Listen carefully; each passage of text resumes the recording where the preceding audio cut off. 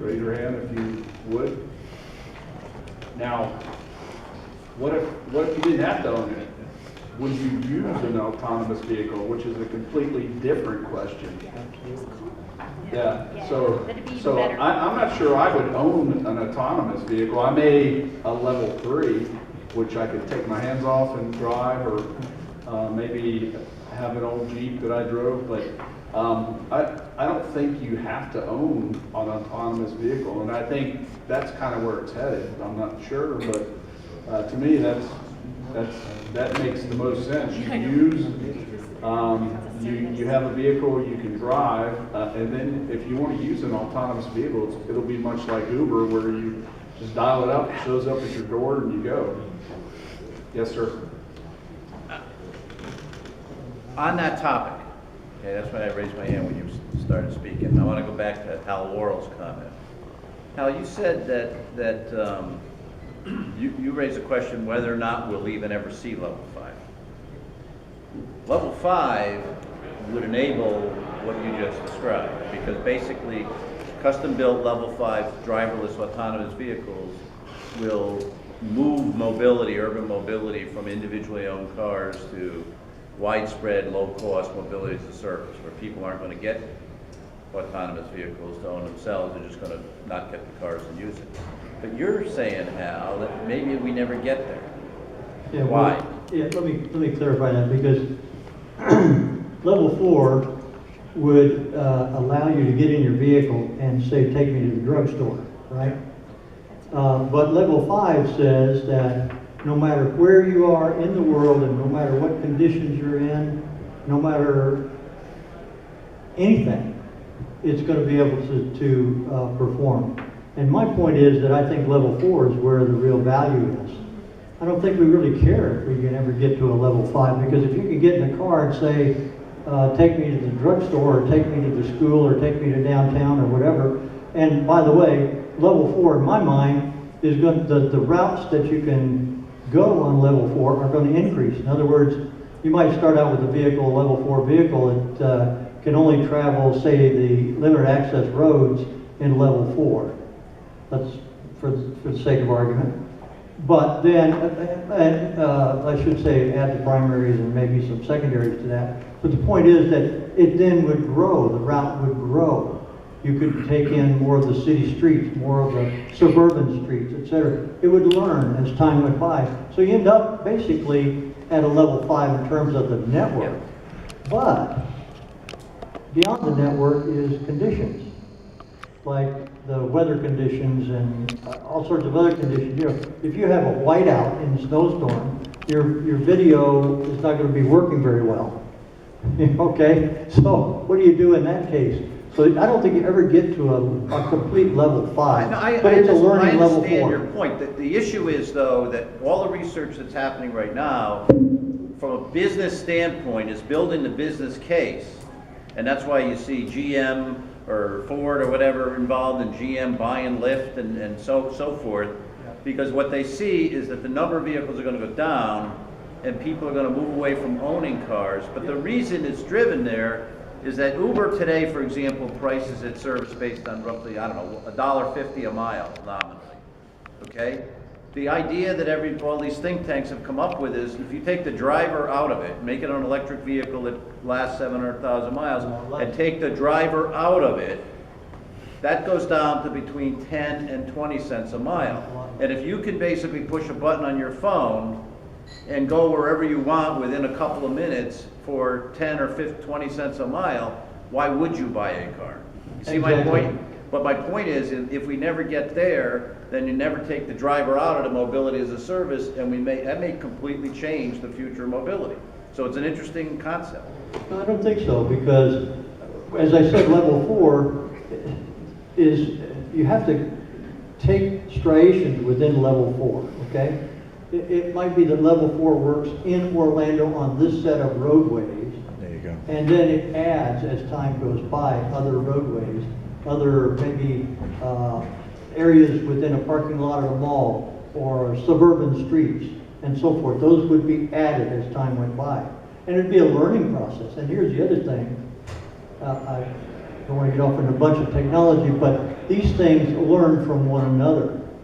Okay, so if you had a hub system that was driving your AV fleet, and one of the vehicles learned that, oh, can't go this way, gotta go that way, or whatever, the rest of the fleet now knows that right now. Okay? So it's not an individual vehicle that's gonna learn, it's gonna be a fleet of vehicles that will learn. So if you've got, just imagine where the Uber vehicles go. My God, how fast would that learn? Unbelievable, it'd be like heuristics turned loose on steroids. It would just learn so fast. So level 5 is like this ideal that maybe someday we get to, but that's not the practical issue. When you get a good level 4 going, you don't need insurance companies. You don't need to own a car. You don't need all those things. You have to wait for level 5, in my view. Well, maybe I'm making them up. Yeah, just to add a little bit on that. I saw some analysis by, I think it was Rand a couple of weeks ago, and they broke it down. More than half of travel now is under clear level 4 conditions. There aren't problems with the roads or the conditions. And then they had projections for how that number moves up over time. So it's not just a toggle like what you're saying, where either we have 5 or we don't. It's at what point, how much of travel has to be covered by level 4 before it becomes viable to do mobility services. 70%, is it 80%? That seems very reachable. You may never get to pure level 5 because they'll say, well, anybody in the middle of Alaska can't make a trip on 1 day a year, then we're not at level 5, right? So, it's really actually much more a matter of degrees than it is of absolutes. Yeah.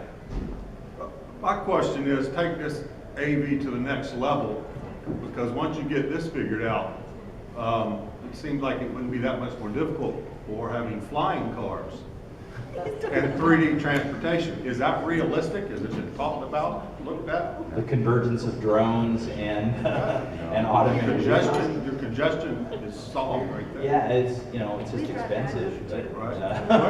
Everything started out, right? We projected those in the 50s, we don't see them yet.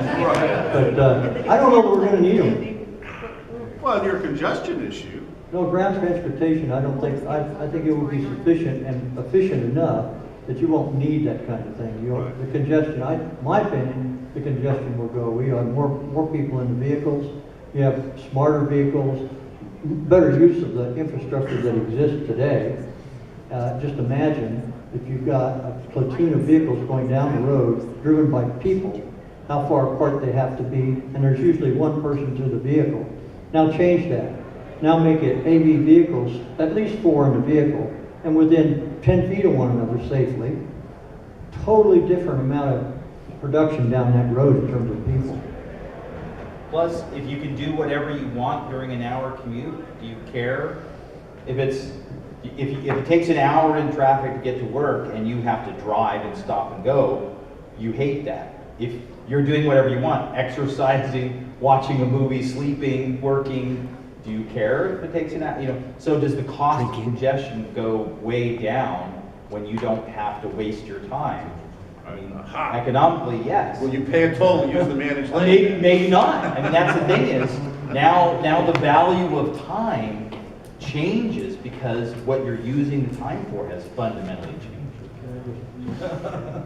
One thing I want to add to that, if I may, is that this concept of managed lanes, you have 3 or 4 lanes, and then when those get congested, you go to the managed lane, which is then tolled, okay, unless you're HOV. So we put a lot of stake in our strategy in infrastructure development on managed lanes.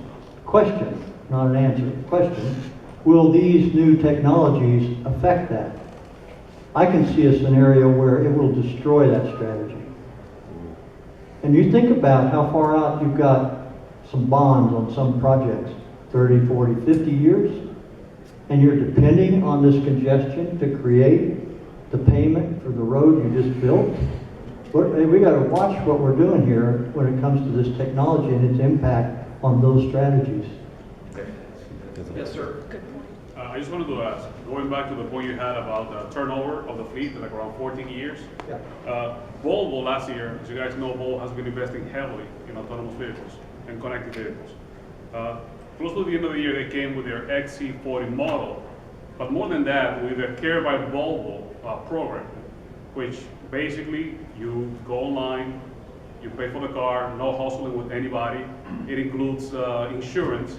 And one of the things that they're advertising is, well, in a year, you can just come back to us and here's a brand new car. Right. So the points that you, well, Hall and don't remember your name right now. Marcel. We're making were very interesting, especially because both of them had a lot to do with what happens when technology lags behind. But with this new model that Bob was introducing, which is the same thing that we're doing right now with cell phones, what's going to happen with that criteria? That's one question. The other one goes a little bit to you, Adrian. It has to do, well, with Hall as well. It's reading a report prepared in Austria by René Moser, his team. Had to do with what happens when you have platoons of trucks going next to, going through bridges, especially because the gap is so small that the load that is placed on the bridge is really, really high.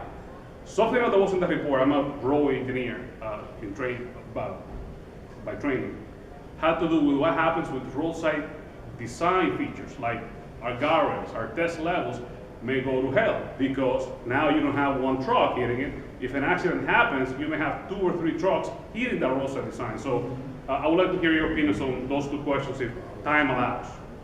Well, let me just say real quickly that I don't see any reason that we have to stay with the model that we buy our cars. That's sort of irrelevant to AV. AV will help it a great deal, but we can change our model just as Volvo has. That's certainly possible. I think it's a great model. I love that myself. It just connects me from my insurance agent. That'd be one thing worthwhile. But I forgot. Oh, the other question had to do with what again? Connected vehicles. Oh yeah, the accidents with the So you know, there are lots of issues having to do with infrastructure that popped into my head when I was thinking about this presentation. I mean, there's a new one, for example, in terms of the closer spacing and the working factors of safety and bridge design and so on and so forth, and deterioration of bridges. You know, we're getting away with a lot of deteriorated bridges because they're not packed close together, okay? I could see that kind of thing causing some collapses. There are lots and lots of issues having to do with infrastructure. We really haven't begun to conceptualize them, let alone design them out.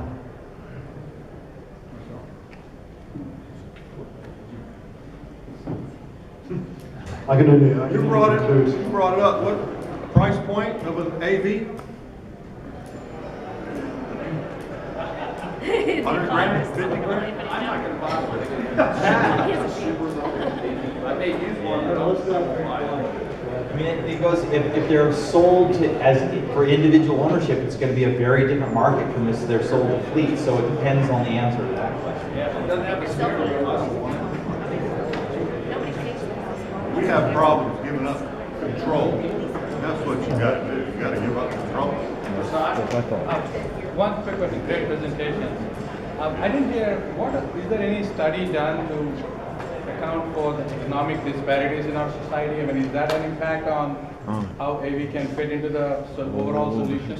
I mean, you can have all these fancy AV cars and then this group of people who can't afford the fancy, then they'll still be on the roadway. So.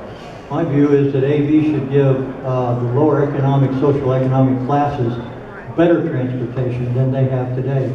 Unless they can go out and buy a vehicle, you know, they're not going to have transportation. And the automobile is primarily the transportation mode today. If you want to get from A to B. Otherwise, go get on a bus here in Orlando. You see what I'm talking about. Yeah, I mean, you see that already with all the transit agencies around the country contracting with ride-sharing services to provide more flexible, transit accessibility. It's easy to imagine that being even more affordable to do with automated vehicles. In Manhattan, the last year, average speeds on the roads have gone from 6 miles an hour to 4 miles an hour because tens of thousands of people have quit riding the subway to ride sharing. So they are literally paying more money to move more slowly just to get out of a train and into a car.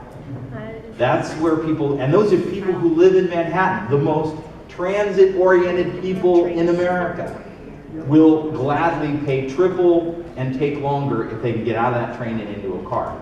So we're, you know, an automated vehicle form of mobility is going to be far more appealing than you know, kind of fixed train type transit services. So in theory, we should be able to make a system that's much better. Thank you. All right, thank you everybody.